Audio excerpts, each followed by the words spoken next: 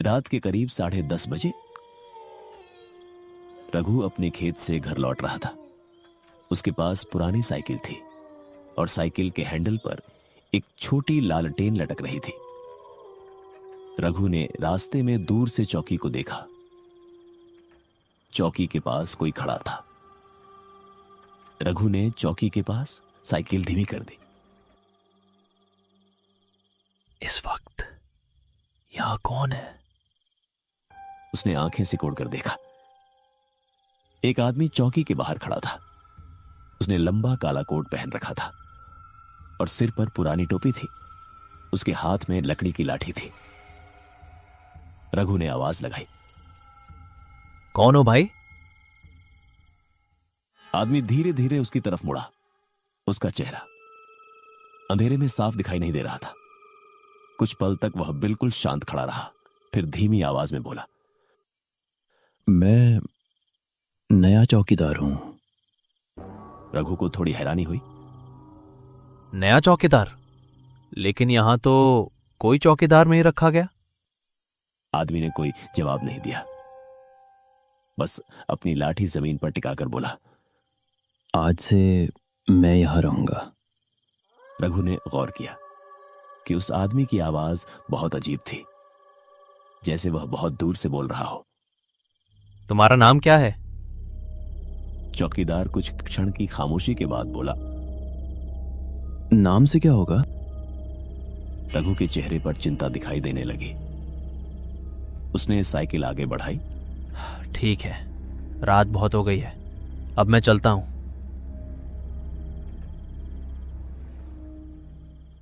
जैसे ही रघु वहां से आगे बढ़ा, पीछे से आवाज आई, रघु। रघु अचानक रुक गया। उसने पलट कर देखा। चौकीदार वहीं खड़ा था। रघु का चेहरा पीला पड़ गया। उसने अपना नाम बताया भी नहीं था। फिर उसको कैसे पता चला? उसने कुछ नहीं कहा और तेजी से साइकिल चलाने लगा। पीछे से लाठी के जमीन पर पड़ने की आवाज सुनाई देती रही। रघु ने पीछे मुड़कर नहीं देखा और तेजी से आगे बढ़ता रहा। घर पहुंचकर उसने दरवाजा जोर से खटखटाया। उसकी पत्नी सीमा ने दरवाजा खोला। आज इतनी देर क्यों हो गई? रघु अंदर आया। वो बहुत डरा हुआ था। चौकी पर कोई आदमी आया है। कौन आदमी?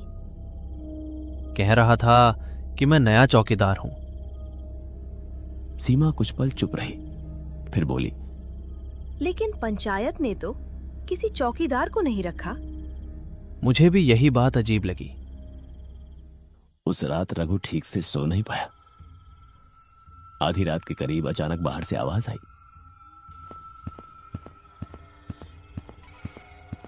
रघु की आंख खुल गई। उसने ध्यान से सुना। फिर वही आवाज, जैसे कोई लाठी लेकर घर के बाहर चल रहा हो। रघु उठकर खिड़की के पास गया। बाहर घना अंधेरा था। हवा के कारण नीम का पेड़ हिल रहा था, लेकिन पेड़ के नीचे कोई खड़ा था। एक काली आकृति। रघु का दिल जोर से धड़कने लगा। वह आकृति धीरे धीरे घर की ओर देख रही थी। अचानक उसके हाथ में पकड़ी लालटेन जल उठी। रघु पीछे हट गया। वह आदमी वही था, अजनबी चौकीदार। अगली सुबह रघु सीधे गांव के सरपंच हरिराम के पास पहुंचा। सरपंच जी, आपने चौकी पर कोई नया चौकीदार रखा है क्या? हरिराम ने हैरानी से कहा, नहीं। लेकिन वहां तो एक आदमी है। कैसा आदमी? रघु ने उसका पूरा हुलिया बताया। हरिराम का चेहरा अचानक गंभीर हो गया। तुमने उससे बात की? हाँ। उसने अपना नाम बताया? नहीं। हरिराम कुछ देर चुप रहा, फिर बोला, रघु, आज रात उस रास्ते पर मत जाना। क्यों? हरिराम ने आसपास देखा। और धीमी आवाज में कहा, क्योंकि करीब 20 साल पहले भी एक चौकीदार बिल्कुल ऐसा ही दिखाई देता था। रघु के पैरों तले जमीन खिसक गई। क्या हुआ था उसके साथ? हरिराम ने जवाब देने के बजाय कहा, वो एक रात गायब हो गया था। लेकिन आपने कहा था कि वो 20 साल पहले था। हाँ, तो फिर कल रात वहां कौन था? हरिराम ने उसकी ओर देखा। यही तो डर की बात है। उस दिन पूरे गांव में खबर फैल गई कि पुरानी चौकी पर कोई अजनबी चौकीदार आया है। लोगों ने तरह तरह की बातें शुरू कर दी। किसी ने कहा वह कोई बाहर का आदमी होगा, किसी ने कहा वह चोरी करने आया है। लेकिन बूढ़े गोविंद काका ने सबकी बातें सुनकर सिर्फ इतना कहा, वो आदमी नहीं है। काका की बात सुनकर पूरे गांव में सन्नाटा छा गया। तो फिर क्या है? गोविंद काका ने चौकी की दिशा में देखते हुए कहा, जिसे तुमने देखा है वो पहले भी वहां खड़ा हो चुका है। रात फिर उतर आई। आसमान पूरी तरह काला था। बिजली चमकती तो कुछ क्षणों के लिए पूरा गांव सफेद रोशनी में दिखाई देता। रघु ने उस रात घर से बाहर निकलने का फैसला नहीं किया। लेकिन रात के करीब 12 बजे गांव के मंदिर की घंटी अचानक बजने लगी। रघु और सीमा दोनों उठ बैठे। सीमा ने डरते हुए पूछा, इतनी रात में मंदिर की घंटी कौन बजा रहा है? रघु ने दरवाजा नहीं खोला। तभी बाहर से किसी के चलने की आवाज आई। रघु की सांस रुकने लगी। वही लाठी, वही चाल। आवाज धीरे धीरे घर के सामने आकर रुक गई। फिर दरवाजे पर 3 बार दस्तक हुई। रघु डर के मारे चुप रहा। कुछ देर बाद बाहर से आवाज आई, रघु, दरवाजा खोलो। सीमा ने रघु का हाथ पकड़ लिया और उसे चुप रहने का इशारा किया।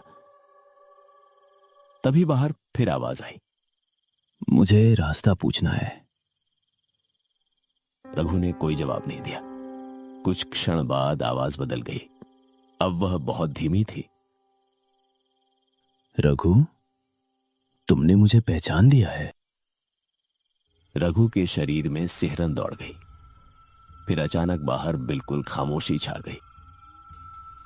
रघु ने धीरे से खिड़की की ओर देखा। बाहर कोई नहीं था, लेकिन मिट्टी में गीले पैरों के निशान बने हुए थे। वे निशान दरवाजे से शुरू होकर सीधे घर के पीछे की ओर जा रहे थे। रघु ने खिड़की बंद कर दी। उसी समय गांव के दूसरे छोर पर रहने वाला युवक मोहन अपने घर से बाहर निकला। उसकी गायों की आवाज सुनकर वह उन्हें देखने आया था। आंगन से बाहर निकलते ही उसने दूर चौकी की तरफ देखा। वहां लालटेन जल रही थी और उसके पास चौकीदार खड़ा था।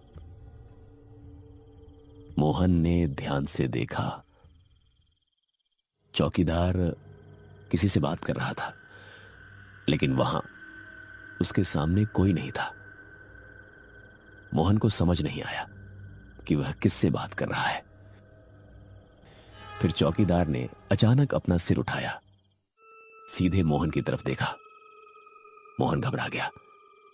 वह तुरंत घर के अंदर भागा और दरवाजा बंद कर लिया। कुछ ही देर बाद उसके घर के बाहर भी वही आवाज आने लगी।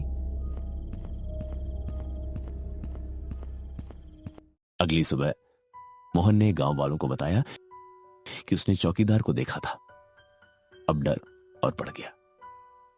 सरपंच ने फैसला किया कि रात में 4 आदमी चौकी पर जाकर देखेंगे कि आखिर वह अजनबी कौन है। रात फिर से लौट आई। रघु, मोहन और 2 अन्य युवक हाथों में टॉर्च लेकर रात के करीब 11 बजे चौकी की तरफ चल पड़े। हवा तेज थी। पेड़ों की शाखाएं तो वे रास्ते पर झूल रही थी। जैसे जैसे वे चौकी के पास पहुंचे, उनकी टॉर्च की रोशनी कमजोर पड़ने लगी। अरे मेरी टॉर्च अभी तक तो ठीक थी। रघु ने अपनी टॉर्च देखी, उसकी रोशनी भी बार बार बुझ रही थी। तभी चौकी के अंदर से आवाज आई, कौन है? चारों रुक गए। मोहन ने कांपते हुए कहा, हम गांव से आए हैं। रात में चौकी पर आने की जरूरत नहीं थी। तुम कौन हो? कुछ देर चुप्पी रही, फिर अंदर से आवाज आई, मैं वही हूं जो इस चौकी की रखवाली करता हूं। रघु ने दरवाजा खोला। अंदर एक पुरानी लकड़ी की मेज थी, दीवार पर एक टूटी घड़ी, कोने में पुरानी चारपाई और मेज पर एक लालटेन, लेकिन चौकीदार वहां नहीं था। मोहन ने फुसफुसाकर कहा, वो कहां गया? तभी चारों के पीछे से एक आवाज आई, तुम मुझे ढूंढ रहे हो? वे सभी पलट गए। चौकीदार पीछे खड़ा था। वो कब आया, किसी को पता नहीं चला। उसने धीरे से कहा, बहुत देर कर दी तुम लोगों ने। तुम कौन हो और तुम्हारा नाम क्या है? चौकीदार ने पहली बार अपना चेहरा थोड़ा ऊपर किया। चेहरा अंधेरे में था, लेकिन उसकी सफेद आंखें साफ दिखाई दे रही थीं। मेरा नाम गोपाल है। रघु के हाथ से टॉर्च गिर गई, क्योंकि गोपाल वही नाम था जिस चौकीदार के 20 साल पहले गायब होने की बात हरिराम ने बताई थी। रघु पीछे हट गया। लेकिन तुम तो 20 साल पहले गायब हो गए थे। चौकीदार कुछ क्षण चुप रहा, फिर मुस्कुराकर बोला, गायब नहीं हुआ था, मैं यहीं था। चारों के चेहरों पर डर छा गया। फिर चौकीदार ने चौकी के पीछे अंधेरे रास्ते की ओर इशारा किया। लेकिन अब मेरी ड्यूटी पूरी होने वाली है। कौन सी ड्यूटी? जिस रात मेरी ड्यूटी पूरी होगी, उस रात गांव में कोई नहीं बचेगा। अचानक चौकी की लालटेन अपने आप बुझ गई।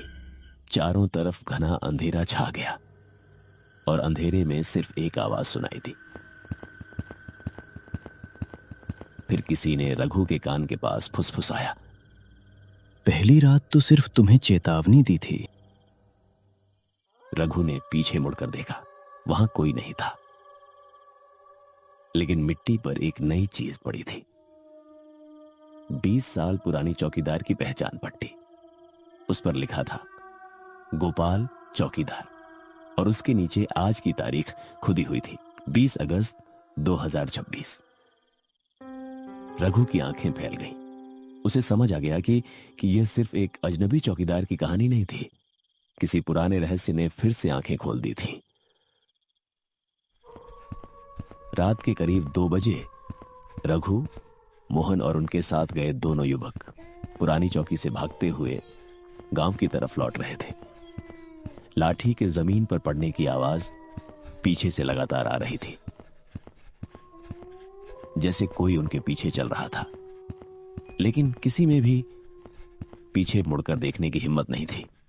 रघु के हाथ में वह पुरानी पहचान पट्टी अब भी थी, जिस पर लिखा था गोपाल चौकीदार, और उसके नीचे खुदी हुई थी आज की तारीख।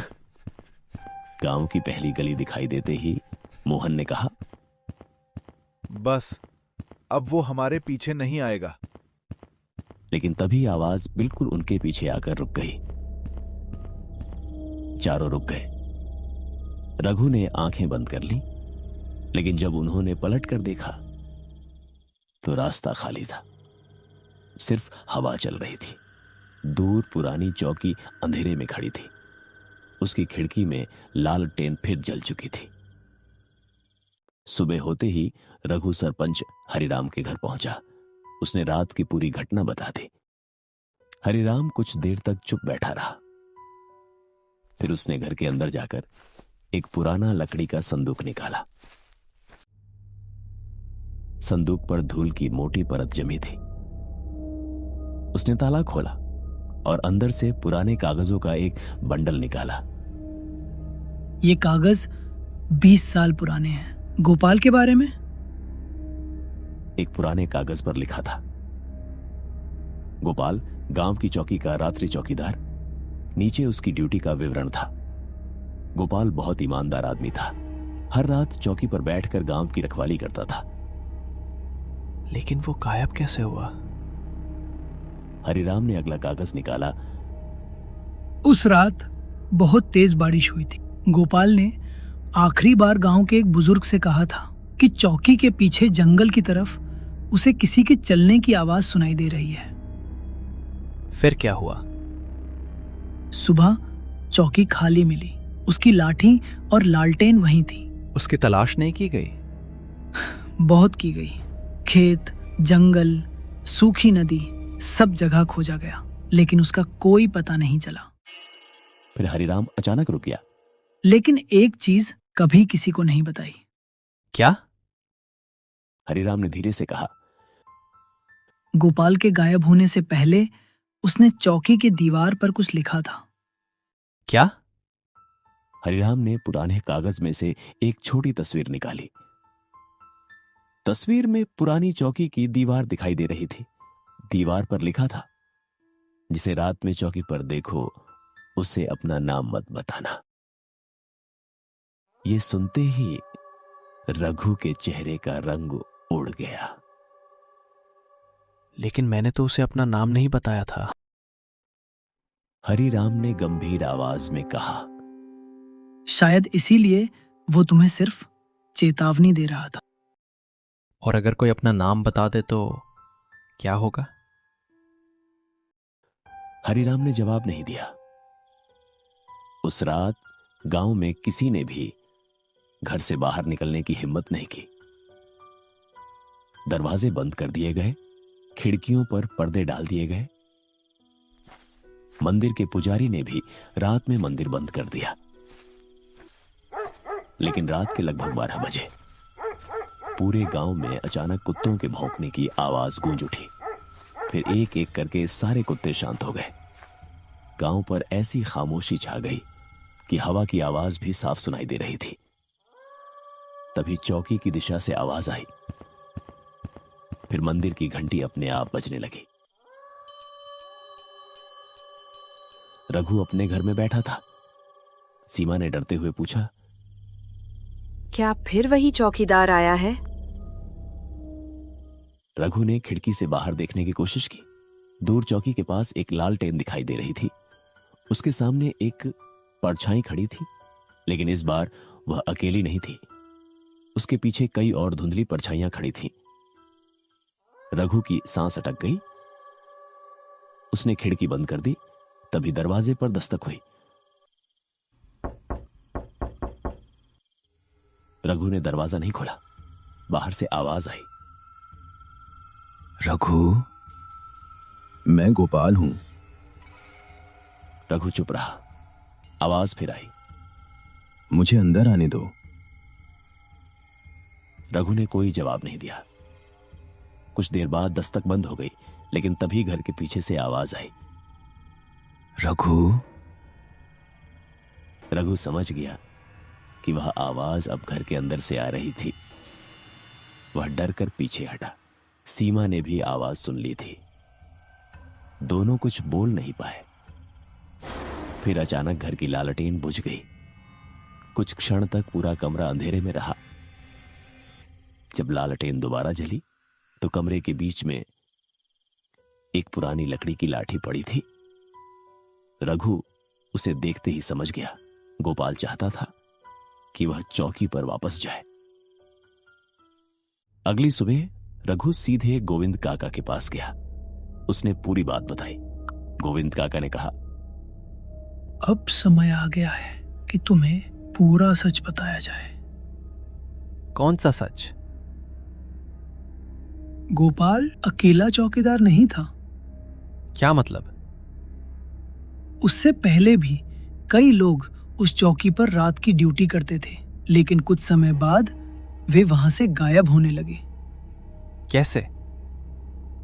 क्योंकि चौकी के पीछे जंगल में एक पुराना रास्ता है।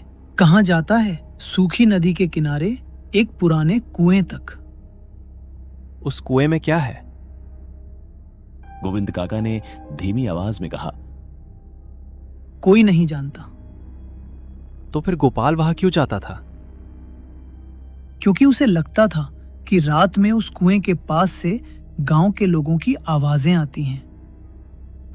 क्या उसने वहां जाकर देखा था?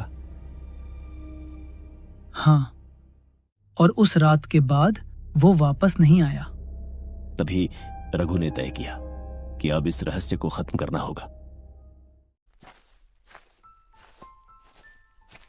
उसने मोहन और सरपंच हरिराम को साथ लिया। तीनों ने दिन के समय चौकी के पीछे जाने का फैसला किया। सूरज ढलने से पहले वे जंगल तक पहुंचे। पुराने पेड़ों के बीच एक पतली पगडंडी थी। कुछ दूर चलने के बाद उन्हें वह सूखा कुआं दिखाई दिया। कुएं के चारों तरफ टूटी हुई पत्थर की दीवार थी। रघु ने नीचे देखा। बहुत गहरा अंधेरा था। यहां तो पानी भी नहीं है। हरिराम ने कुएं की दीवार पर देखा। कुछ धुंधले अक्षरों में लिखा था, चौकीदार का पहरा यहीं खत्म होता है। तीनों एक दूसरे को देखने लगे। तभी कुएं के अंदर से आवाज आई, रघु। रघु पीछे हट गया। ये आवाज तो। यहां से चलो। लेकिन तभी कुएं के अंदर से दूसरी आवाज आई, हरिराम। हरिराम का चेहरा बदल गया। वह पीछे हटते हुए बोला, इसे मेरा नाम कैसे पता? काका ने बताया था कि नाम मत बताना। लेकिन मैंने अपना नाम नहीं बताया। फिर कुएं से तीसरी आवाज आई, मोहन। तीनों चुप हो गए और उसी समय जंगल के पीछे से लाठी की आवाज सुनाई दी। गोपाल वहां खड़ा था। इस बार रघु ने हिम्मत करके पूछा, तुम आखिर चाहते क्या हो? गोपाल कुछ नहीं बोला। उसने अपनी लाठी कुएं की तरफ उठाई। फिर धीमी आवाज में कहा, मेरा पहरा अभी खत्म नहीं हुआ। किस चीज का पहरा? गोपाल ने कुएं की तरफ देखा। जिस चीज को गांव से दूर रखना था वो वापस आ गई है। कौन सी चीज? गोपाल ने जवाब नहीं दिया। अचानक कुएं के अंदर से तेज हवा उठी। पेड़ों की शाखाएं हिलने लगीं। आज रात आखिरी पहरा है। फिर वह धुएं में गायब हो गया। उस रात तीनों ने चौकी में रुकने का फैसला किया। हरिराम ने गांव वालों को घरों से बाहर न निकलने की चेतावनी दे दी। रात के 11 बजे तक सब शांत रहा। 12 बजते ही चौकी की घड़ी अचानक चलने लगी। हालांकि वह घड़ी 20 साल से बंद थी। रघु ने घड़ी की तरफ देखा। सुइयां 12:01 पर रुक गई। तभी बाहर से लाठी की आवाज आई। दरवाजा धीरे धीरे खुला। गोपाल अंदर आया। उसके हाथ में वही पुरानी लालटेन थी। उसने तीनों को देखा और कहा, अब पीछे मत हटना। अब क्या होगा? गोपाल ने चौकी की दीवार की तरफ इशारा किया। दीवार पर धीरे धीरे नए शब्द दिखाई देने लगे। पहरा पूरा करो। कैसे? लालटेन को बुझने मत देना जब तक पहली मुर्गे की आवाज न सुनाई दे। उसने लालटेन रघु को दे दी। रघु ने लालटेन पकड़ ली। कुछ ही क्षण बाद चौकी के बाहर तेज हवा चलने लगी। दरवाजे पर किसी ने जोर से प्रहार किया। फिर खिड़की हिलने लगी। गोपाल चौकी के दरवाजे पर खड़ा रहा। उसकी लाठी जमीन पर टिकी थी। धीरे धीरे आवाजें बढ़ने लगीं। कभी किसी बच्चे की आवाज आती, कभी किसी बूढ़े की, कभी किसी परिचित व्यक्ति की। लेकिन गोपाल बार बार कहता, किसी आवाज का जवाब मत देना। रघु लालटेन पकड़े बैठा रहा। रात बहुत लंबी लग रही थी। अचानक लालटेन की लौ कमजोर पड़ गई। रघु घबरा गया। गोपाल! डरो मत। उसने अपनी लाठी जमीन पर 3 बार मारी। अचानक हवा रुक गई। लालटेन की लौ फिर तेज हो गई। दूर कहीं मुर्गे की पहली आवाज सुनाई दी। उसी क्षण चौकी के बाहर सारी आवाजें बंद हो गईं।